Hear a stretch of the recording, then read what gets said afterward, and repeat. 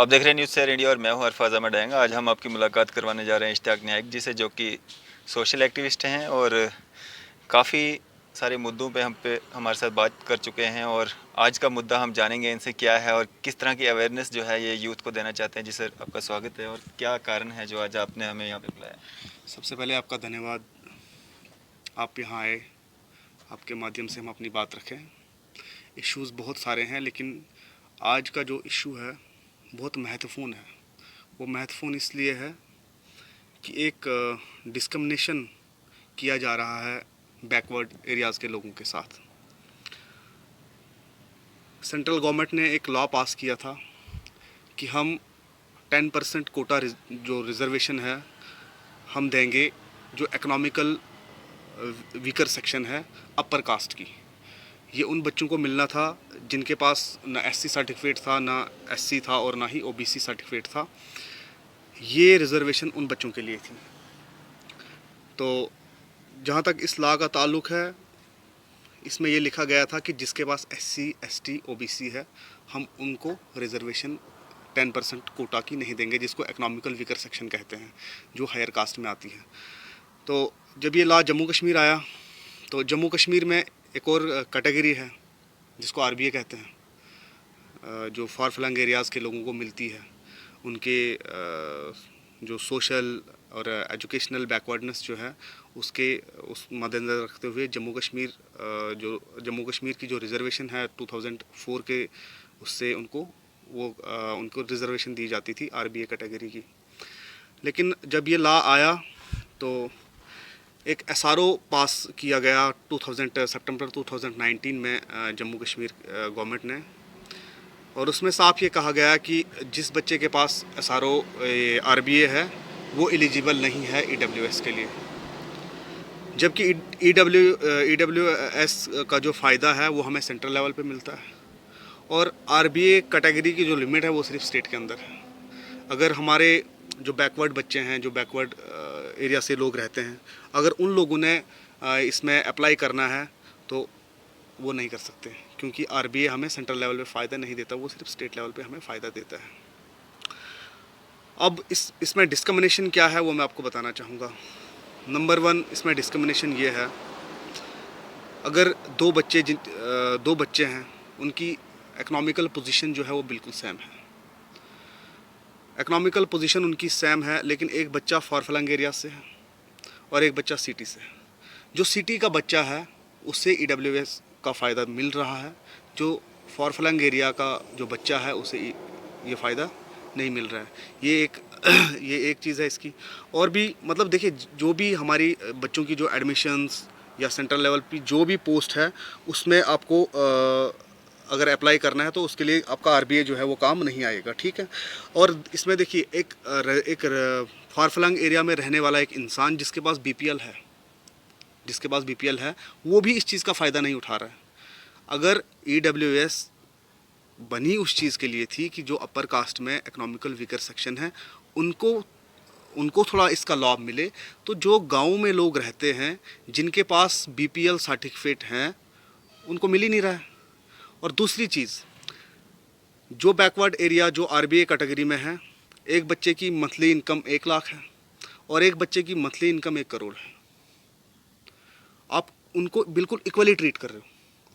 वही कानून आपका रिजर्वेशन का 1 लाख के लिए भी है और वही कानून आपका जिसकी इनकम 1 करोड़ है उसके लिए भी है, जो बिल्कुल सरासर गलत है। और इस रिजर्वेशन का मतलब ये था, जो 10% कोटा सेंट्रल गवर्नमेंट ने पास किया था, इस रिजर्वेशन का मतलब ये था कि अपर कास्ट में जो इकोनॉमिकल वीकर सेक्शन है उनको अपलिफ्ट करना, उनको आगे लाना, ये इस इकोनॉमिकल वीकर सेक्शन का मतलब था कि इसको लाने का ये बेनिफिट था। लेकिन ऐसा नहीं हुआ। एसआरओ 518 लाया गया, उसने बिल्कुल साफ कहा कि नहीं जी, जिनके पास आरबीए सर्टिफिकेट है वो जो है इसमें ईडब्ल्यूएस के लिए अप्लाई नहीं कर सकते। तो मेरा ये मानना है कि अगर सेंट्रल गवर्नमेंट ने कोई लॉ पास किया हुआ है तो उसके बेनिफिट्स जो हैं वो इक्वली होने चाहिए, वेदर अगर आप सिटी में रहते हो या आप गांव में रहते हो, या आप गांव के हो या सिटी के हो। लेकिन सेंट्रल गवर्नमेंट ने एक लॉ पास किया हुआ है, ये उनके लिए होना चाहिए। इसमें मेरा एक सुझाव है गवर्नमेंट को कि जो EWS है एक ऑप्शन आप रखिए, आप एक ऑप्शन रखिए, बैकवर्ड एरिया के जो लोग हैं उनके लिए एक ऑप्शन रखिए। क्या आपको EWS सर्टिफिकेट चाहिए या आपको RBI चाहिए, वो वहाँ के बच्चे डिसाइड करेंगे कि उनको किस कैटेगरी में लेना है। लेकिन फ़िलहाल हमको EWS के जो बेनिफिट हैं वो जो गांव के लोग हैं, जो बैकवर्ड एरियाज़ के लोग हैं, उनको मिलने चाहिए। ये एक डिस्क्रिमिनेशन है, इससे बहुत बहुत इफ़ेक्ट हो रहा है, बहुत सारा इफ़ेक्ट हो रहा है। आप खुद ही देखिए कि सिटी के बच्चे अगर उनकी मंथली इनकम जो है वो कम है, वो लोग अप्लाई कर सकते हैं। सेंट्रल गवर्नमेंट ने ये लॉ बनाया था कि जिनकी इनकम अपर कास्ट में 8 लाख से कम है, एनुअली इनकम जिनकी 8 लाख से कम है, वो इस कैटेगरी का फ़ायदा ले सकते हैं। जो 10% रिजर्वेशन है, इसका बेनिफिट ले सकते हैं। अगर सिटी के लोग ले सकते हैं, सिटी के लोग अगर ले सकते हैं, तो बैकवर्ड एरिया के लोग क्यों नहीं ले सकते? मेरा ये सेंट्रल गवर्नमेंट से भी ये मेरा सवाल है और जेके एडमिनिस्ट्रेशन से भी मेरा ये सवाल है कि आप बिल्कुल डिस्क्रिमिनेशन क्रिएट कर रहे हैं। और गांव के लोग जिनको ज़्यादा ज़रूरत है अपलिफ्ट करने की, उनके पास उतने साधन नहीं होते एज़ कम्पेयर टू सिटी के बच्चों के, उनके पास उतना रिसोर्सेज नहीं होते। और गांव में मैक्सिमम बच्चे जो गांव के कॉलेजेस में या गांव के हायर सेकेंडरीज़ में पढ़ते हैं वो गरीब लोग होते हैं। तो अगर सेंट्रल गवर्नमेंट की स्कीम का मतलब ये था कि अपर कास्ट में गरीबों के जो बच्चे हैं उनको अपलिफ्ट करना, तो मैं समझता हूँ ये जम्मू कश्मीर में इसका बिल्कुल उल्टा हो रहा है।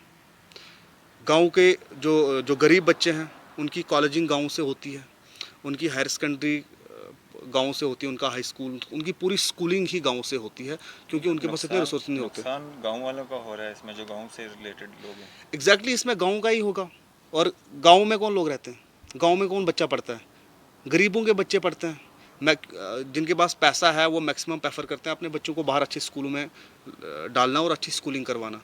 अब गांव में वही बच्चे पढ़ेंगे जो गरीब बच्चे हैं। और सेंट्रल गवर्नमेंट का ये बिल्कुल यही फैसला था कि EWS में अपर कास्ट में वीकर सेक्शन है उनको प्रमोट करो, उनको थोड़ा सा अपलिफ्ट करो, उनको अपलिफ्ट करने की ज़रूरत है। और जो हकीकत में है, हमारा RBA सिर्फ हमें स्टेट तक महदूद है।